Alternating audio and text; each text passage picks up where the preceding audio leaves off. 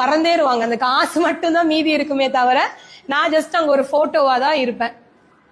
அது கூட எத்தனை பேர் வீட்டுல வச்சிருப்பாங்கிறது நமக்கு தெரியாது. சோ அடுத்து அதிகபட்சமா என் பையன் நினைக்கலாம், என் அம்மா எனக்காக அதை விட்டுட்டு போனாங்க அப்படின்னு. அவன் பையன் நினைப்பானா? நம்ம எப்ப யாருன்னே தெரியாது. சோ அப்போ அந்த பணம் சம்பாதிக்கிறதுக்காக நம்ம இங்க பிறக்கல. பணம் சம்பாதிக்கிறது நம்மளோட தேவைக்காக.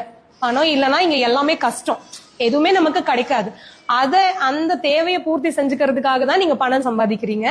பட் உங்களோட ஃபர்ஸ்ட் கோல் என்னவா இருக்கணும் அப்படின்னா, நீங்க நிம்மதியா இருக்கிறது. நீங்க நிம்மதியா இல்லாம பணம் சம்பாதிச்சு பிரயோஜனமே கிடையாது. யாருக்கும் இங்க நம்ம ஒண்ணுமே விட்டுட்டு போகணுங்கிற அவசியமே இல்லை. எல்லாரும் இந்த உலகத்துல வந்திருக்காங்க, அவங்களுக்கு என்ன தேவையோ அவங்கவுங்க சம்பாதிச்சுப்பாங்க.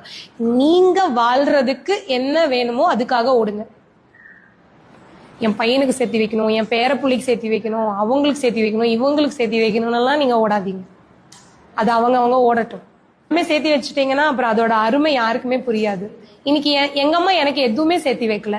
இப்ப எனக்கு அந்த ஒரு ரூபாயோட வேல்யூ எனக்கு புரியுது. நான் எல்லாமே கொடுத்துட்டு போயிட்டேன்னா என் பையனுக்கு என்ன புரியும் அதோட வேல்யூ? எல்லாமே ஈஸியா வந்துருச்சு இல்ல, அதை ஈஸியா செலவு பண்ணிடுவான். அதனால குழந்தைங்க நம்ம இந்த உலகத்துக்கு கொண்டு வந்திருக்கோம். அவங்களுக்கு நல்ல ஒழுக்கம் சொல்லி கொடுக்கலாம், அவங்களுக்கு நல்ல படிப்பு கொடுக்கலாம், இந்த சொசைட்டி எப்படி ஹேண்டில் பண்ணணும்னு சொல்லி கொடுக்கலாம். அவ்வளவுதான்.